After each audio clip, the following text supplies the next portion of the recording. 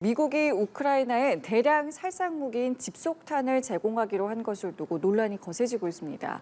러시아는 3차 대전까지 경고하고 나섰고 동맹국들 또한 미국의 이러한 결정을 비난하고 나섰습니다.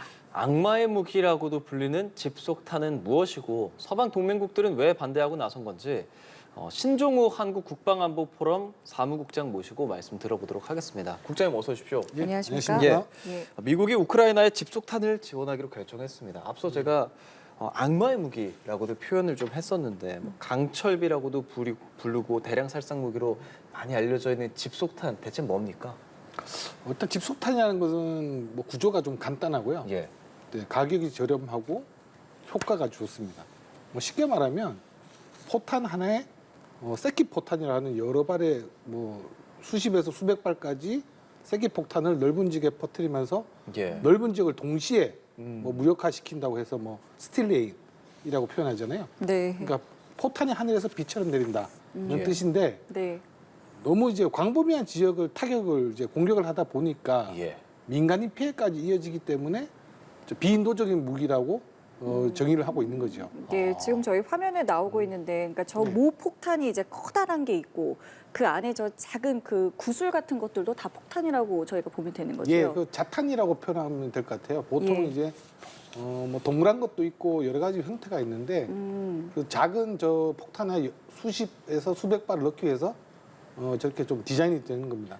구조는 간단해요. 네. 그러니까 큰 게 터지고 저 안에 작은 짜잘한 것들도 다 이제 터질 수 있는 것이 이제 바로 저 집속탄이라는 것인데 예. 보통 어떤 효과를 좀 노릴 때 사용하는 무기인가요? 요즘 집속탄도 발전해가지고요. 네. 뭐 수십 발을 탑재하는 집속탄 같은 경우는 전차를 상부에서 공격하는 것도 있고, 저런 이제 아까 그 그래픽에 나온 아주 작은 네. 뭐 주먹만한 뭐 수류탄 크기만한 집속탄 같은 경우는 주로 대인 살상용으로 사용이 되는 겁니다. 예.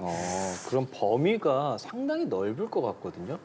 이 집속탄을 떨어뜨렸을 때 수백에서 뭐 수십에서 수백 발 떨어진다고 말씀하셨는데 어느 정도 반경까지 피해를 입히게 되는 건가요? 그러니까 지금 그러니까 230mm 다연장 로켓 같은 경우는 미군이 사용한 최대 600발까지 자탄을 넣을 수 있는데 네. 그걸 하늘에서 뿌리면 축구장 3-4개 정도의 광범위 피해를 줄 수가 있죠. 예. 그러니까 위력과 타격 범위가 뭐 상당하다고 볼 수 있는데 일단은 미국이 이 집속탄을 이제 우크라이나에 지원을 하려고 하는 거잖아요. 그 배경을 일단 어떻게 좀 파악하고 계세요?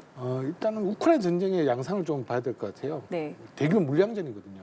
우리 미국이 수십 수만 발의 포탄을 우크라이나 군에게 지원을 해줘도 네. 하루아침에 소진되는 상황이에요. 그러니까 미국 같은 경우는 한반도에 있는 전시 비축탄까지 그걸 빼서 우크라이나에 또 지원해줬잖아요. 그러다 보니까 우크라이나도 그러니까 미국도 죄송합니다.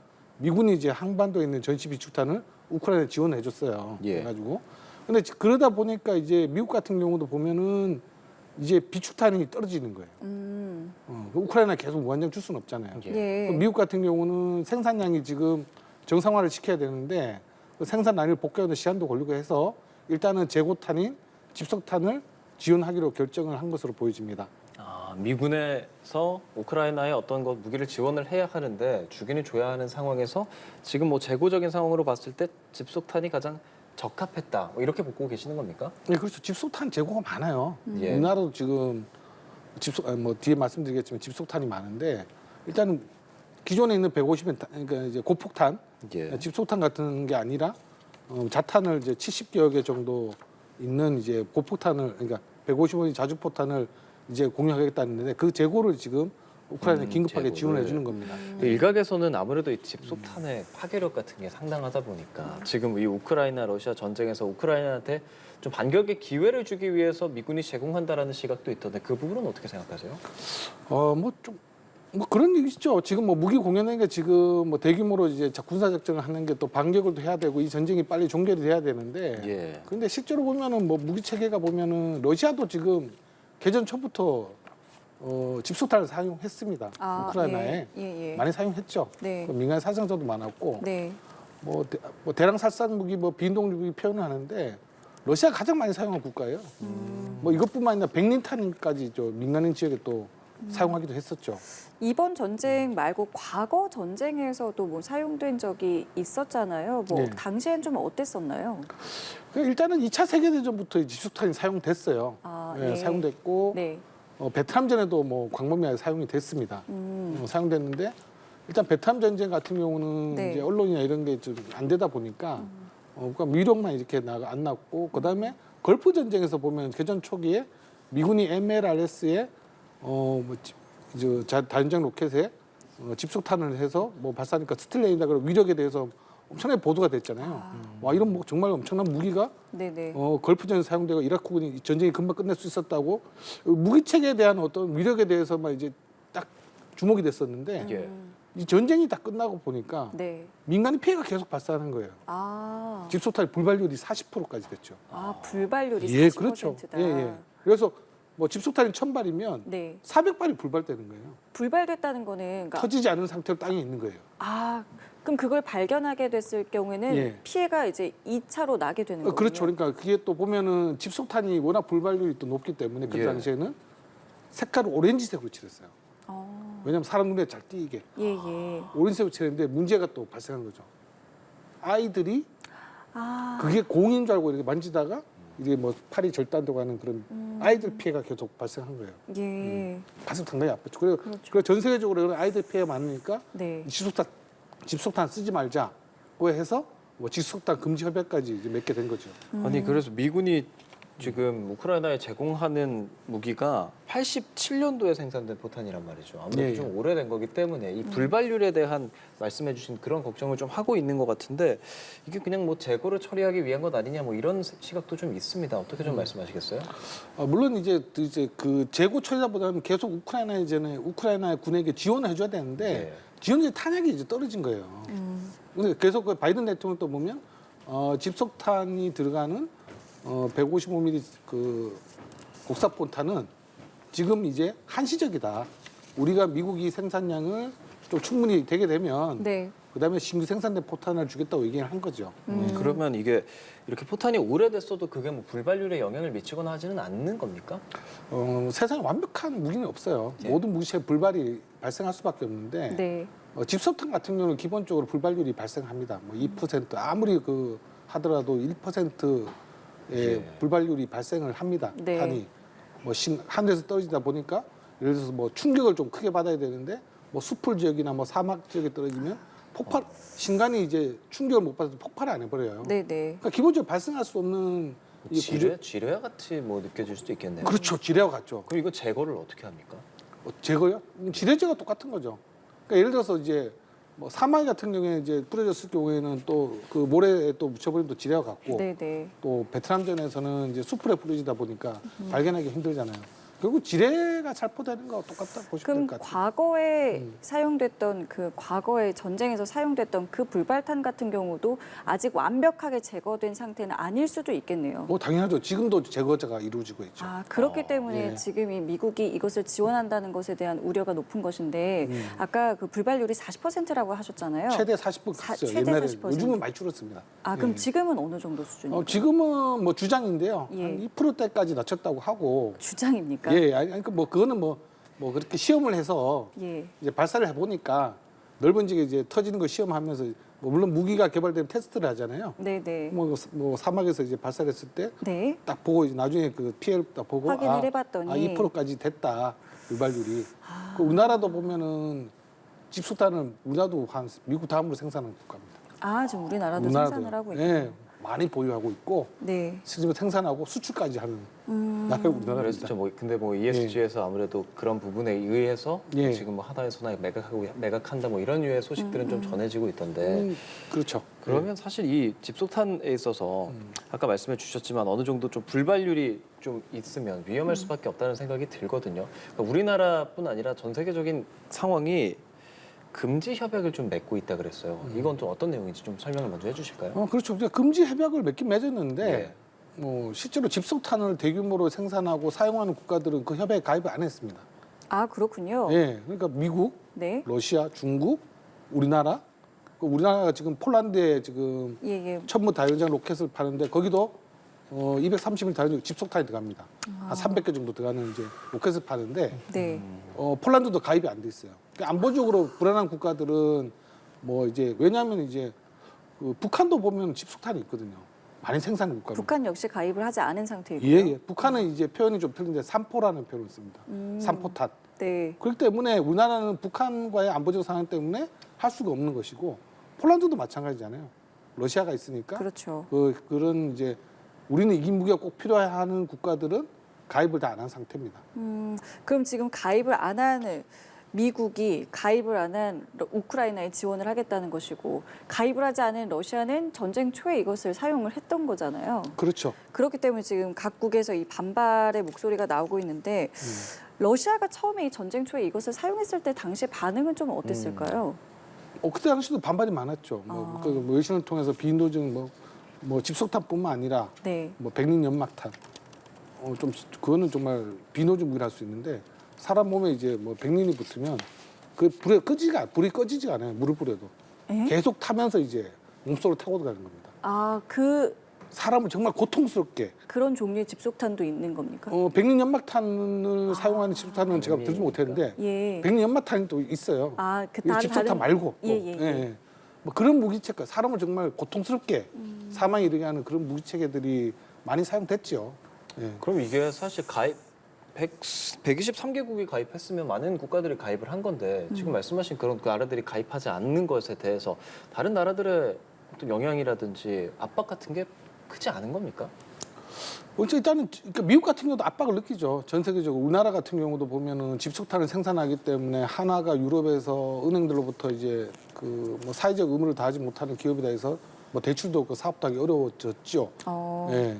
근데 지금 전쟁이 나다 보니까 워낙 전쟁이 급박하잖아요. 네. 근데 우리가 좀 이런 건 좀 생각해야 돼요. 무기라는 거는 내가 꼭 이걸 사용하기 위해서 하는 건 아니거든요. 그러니까 우크라이나 전쟁의 원인은 저는 개인적으로는 힘의 불균형이라고 생각합니다.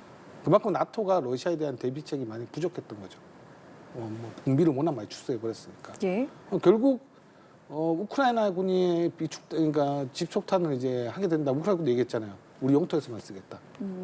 공개했으니까. 예. 뭐 그런 면을 보면은 지금 워낙 전황이 급박하게 돌아가기 때문에 네. 일단 집속탄이 만약에 우크라이나 군에 지급된다면 러시아 군도 많이 긴장할 수밖에 없죠.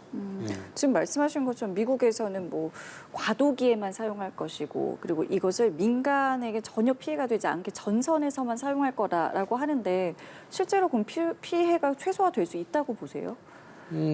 노력을 해야죠. 피해가 추적되고. 왜냐하면 이제 말씀드렸듯이 처음에 예. 워낙 넓은 지역에 피해를 광범위한 주니까 예. 일단 사용 자체를 지역을 좀 전선에 그러니까 한정지어서 지금 러시아군이 쓰겠다는 어때 것인데. 참호를 형성한 그 지역이나 좀 한정하고 러시아군의 공격을 해서 우리가 또 방어하는 목적으로 좀 사용할 수밖에 없을 것 같은데요. 뭐 그럼에도 불구하고 집속탄이라는 거는 워낙 넓은 지역을 광범위하게 피해를 주기 때문에 네. 민간 피해는 계속 우려나는 것이고 전쟁이 끝나더라도 네. 그 집속탄에 대한 그 불발탄이 워낙 지리쳐 남았기 때문에 네네. 쉽게 하면 효과적인 만큼 전쟁이 끝나고 나서 그 피해는 계속 장기간 이어질 거다. 그럼 가장 최근에 사용했었던 것이 러시아 우크라이나 전쟁 초반이라고 말씀하셨잖아요. 네. 그때 러시아에서 사용했을 때 피해 같은 건 얼마나 일어났습니까? 민간 피해가 많이 났었죠. 많이 났었어요. 예. 도심 지역에 자탄이 떨어지기도 집속탄에 자탄이 떨어지고 해서 피해를 줬습니다. 네. 그렇기 때문에 지금 이 부분에 대해서 뭐 미국의 많은 동맹국들까지도 반대 입장을 표하고는 있는데 문제는 이게 반대 의사는 표하고는 있는데 좀 강력하게 나서는 것 같진 않아서요. 이 움직임은 좀 어떻게 이해하고 계세요? 그럴 수밖에 없다고 생각합니다. 왜냐하면 지금 우크라이나전이 워낙 대규모 물량전이기 때문에 네. 나토 자체도 지금 우크라이나 군에 무기를 지원해주기에 벅찬 상황이에요. 그런 상황에서 미국이 좀 비난을 무릅쓰고 하는 것에 대해서는 뭐 유럽 자체 나토가 액션을 취하겠지만 네. 적극적으로 막지는 않을 것 같습니다. 결국은 우크라이나에 갈 가능성은 아주 높습니다. 그러면 이렇게 미국에서 주도적으로라고 해야 할까요? 집속탄을 사실상 사용하겠다고 선언한 셈이라고도 보여지면 다른 국가들에서도 그럼 나 가입 안 할래 뭐 이렇게 생각할 수도 있는 거 아닙니까? 일단 전쟁 끝나고 나서 상황을 봐야 될 것 같아요. 뭐 재밌는 거는 이게 이제 재밌다 표현하면 안 될 것 같은데 지금 미국의 전 트럼프 대통령도 막 집속탄에서 말을 한 게 있어요. 뭐라고 그랬습니까? 미국이 협약에는 가입 안 했는데 생산 안 하고 있었거든요. 그러니까 워낙 이제 국방비가 올라가니까 아, 예. 아니 왜 집소탄 같이 값싸고 효과적인 무기를 왜 생산 안 하냐고 해서 들어부터 비판한 적도 있어요. 그만큼 무기라는 거는 네. 그 악마의 유혹이죠. 그러면 만약에 말씀하신 것처럼 뭐 여러 가지 이유로 상황으로 미국이 만약에 이걸 정말 지원하고 사용을 하게 됐어요. 이때 이제 러시아가 가만히 있겠느냐 이 부분도 주목해 봐야 되는데 벌써 나온 발언이 이게 실제 진행되면 뭐 3차 세계대전을 의미한다 이런 발언까지 해가지고 러시아는 어떻게 좀 나올 거라고 보세요? 지금 뭐 러시아가 전술핵 무기를 벨라루스에 전진 배치한 상황이지 않습니까? 예, 예. 뭐 전술핵 무기에 비한 무기는 아니죠. 따지고 보면 막 이런 탄 같은 게 예, 핵무기까지 지금 막 꺼내고 있는 상황인데 네, 뭐 이제 러시아 얘기는 그만큼 그 이제 확산탄, 네, 뭐 집속탄이 네. 그만큼 러시아로서는 경계의 대상이 될 수밖에 없다고 해서 그런 발언이 나오는 것 같아요. 그럼 실제로 뭐 이게 만약에 실제 사용이 됐을 때 러시아가 할 수 있는 카드는 뭐 어떤 것들이 있을 거라고 생각하세요? 러시아도 결국은 이제 지금 공격을 지금 하다가 지금 멈춘 상태잖아요. 네, 네. 그래서 전선이 좀 교착된 상태고 예, 물론 러시아도 지금 미국과 같이 네. 이 대규모 물량전에 탄을 대기도 벅찹니다. 아, 러시아 네. 상황도 예, 비슷하군요. 그렇죠, 그렇죠. 예, 그래서 러시아도 지금 순식간에 뭐 전황을 좀 바꿀 수 없는 상황이기 때문에 네. 러시아가 지금 뭐 비난을 하더라도 이 집속탄이 들어간다고 해서 추가적으로 뭐 다른 군사적 행동이 이루어질 거라고 당장은 보기는 어려울 것 같아요. 러시아에서도 집속탄 사실 초반에 사용했다 그랬잖아요. 그렇죠. 근데 본인들이 이렇게 3차 대전 운운하는 것에 간단하게 뭐 배경 같은 거 저희가 어떻게 생각하면 좋겠습니까? 그냥 비난을 하는 거죠. 적반하장이죠, 쉽게 그냥. 예. 그럼- 자기들은 쓰면서 남은 쓰지 말라고 하는 것도 말이 안 되잖아요. 예. 그럼 지금 얘기를 쭉 들어보면 지금 굉장히 그 물량이라는 부분이 이 선택에 있어서 좀 중요한 요소가 됐던 것 같다는 생각이 드는데 무기 전문가로 보셨을 때 집속탄의 사용이 꼭 필요하다 혹은 뭐 다른 대안이 있을 수도 있다 뭐 어떤 의견 갖고 계신지 좀 듣고 싶습니다. 뭐 지금의 전황에서요. 지금의 전황에서는 예. 물론 이런 집속탄이 사용 안 되는 건 맞습니다. 모든 무기라는 건 사용되면 안 되죠. 아 그렇죠. 결국은. 예 예. 결국 그런데 실제로 뭐 우리가 현실에서는 그렇지가 전혀 않잖아요. 예, 무기가 사용되고 뭐 민간인 지역에도 뭐 무차별적인 공격이 이루어지는 네, 게 지금 네. 우크라이나 전쟁의 상황이니까 네. 뭐 이런 얘기가 있어요. 폴란드가 이제 무기를 도입하면서 이제 폴란드 대통령이 얘기한 게 있는데 우리가 이런 무기를 지금 많이 좀 도입하고 있다. 근데 이 무기는 우리가 쓰려고 하는 게 아니다. 적들이 감히 우리를 공격 못하기 위해서 우리가 지금 무기를 지금 전력을 소유하고 갖춰가고 있는 있는 것이다. 거다. 아. 그러니까 무기라는 게 하나의 전쟁의 억지력이 될 수 있거든요. 아까 말씀드렸잖아요. 힘의 불균형. 그 힘의 균형이 있어야지 전쟁이 아니기 때문에 결국 비슷한 사용되면 안 되지만 오히려 네. 우크라이나 군이 이제 비축탄을 보유하게 되면서 러시아가 동일한 무기체계를 사용하는 걸 또 멈칫할 수는 있겠죠. 아. 예. 그러니까 모르겠어요. 뭐 하여튼 무기라는 거는 다 비인도적이고 맞습니다. 비살상 무기고 정말 사람을 고통스럽게 할 수 있는 그 어린아이들까지 그렇게 할 수 네. 있는 문제들인데 그런 무기가 사용되는 안 사용 안 되는 건 맞지만은 전쟁의 원인이 힘의 불균형이라면 우크라이나에 적절한 전력이 배치되는 건 맞는 것 같습니다. 예, 뭐 지각에 따라서 상당히 많은 좀 이야기가 나올 수 있는데 예. 나토 정상회의 리투아니아에서 열리지 않습니까? 윤석열 대통령도 가게 됐는데 지금 여기서 뭐 우크라이나의 나토 가입 뭐 이런 유의 이야기들을 하면서 혹시나 지금 말씀하고 있는 집속탄에 대한 이야기를 좀 할 수도 있지 않을까. 만약에 거기서 다른 회원국들이 비판적 목소리를 낸다면 미국 입장에서 압박을 느껴서 혹시라도 뭐 지원하기로 한 결정을 철회할 수도 있지 않을까라는 분석도 있던데 가능성 있다고 보세요? 가능성은 좀 낮아 보입니다. 아. 지금 미국 자체도 지금 집속탄을 꺼내야 할 정도로 우크라이나에 대규모 물량을 보내주기는 한계가 있는 상황이에요. 그러다 보니까 좀 그럴 가능성은 적을 것 같습니다. 예. 그럼 앞으로 이 이후에 전황에 대해서 좀 어느 정도의 흐름으로 좀 갈 것 같다라는 생각 갖고 계신지 끝으로 좀 듣겠습니다. 우크라이나 전쟁은 당장 끝난 전쟁이 될 수가 없습니다. 지금 뭐 대규모 물량전이 좀 이루어지고 있고요. 예. 지금 러시아군이 전력이 완전히 소진된 건 아닙니다. 뭐 작전 한계점 이런 상태도 아니고 그 러시아는 기본적으로 세계 최대의 전차 생산국입니다. 다른 무기도 마찬가지겠죠. 그럼 지금은 이제 후방에서는 지금 대규모 물량이 만들어지고 있고 그게 곧 전선에 투입되고 러시아가 또 다른 이제 공세를 펴할 수 있는 시기는 또 다가올 예상이 돼요. 그러니까 이 전쟁은 기본적으로 당장 끝난 것도 아니고 네. 뭐 정말 설마 우리가 뭐 전후복구 얘기하잖아요. 네네. 전쟁이 끝나더라도 네. 이런 집속탄과 지뢰 때문에 그걸 제거하기 전에 전후복구도 상당히 오래 걸릴 겁니다. 결국은 아주 인류에게 있을 수 없는 전쟁이 좀 벌어진 거죠. 예, 알겠습니다. 오늘 신종호 한국 국방안보 포럼 사무국장과 관련 이야기 좀 들어봤습니다. 오늘 말씀 잘 들었습니다. 예, 감사합니다. 고맙습니다.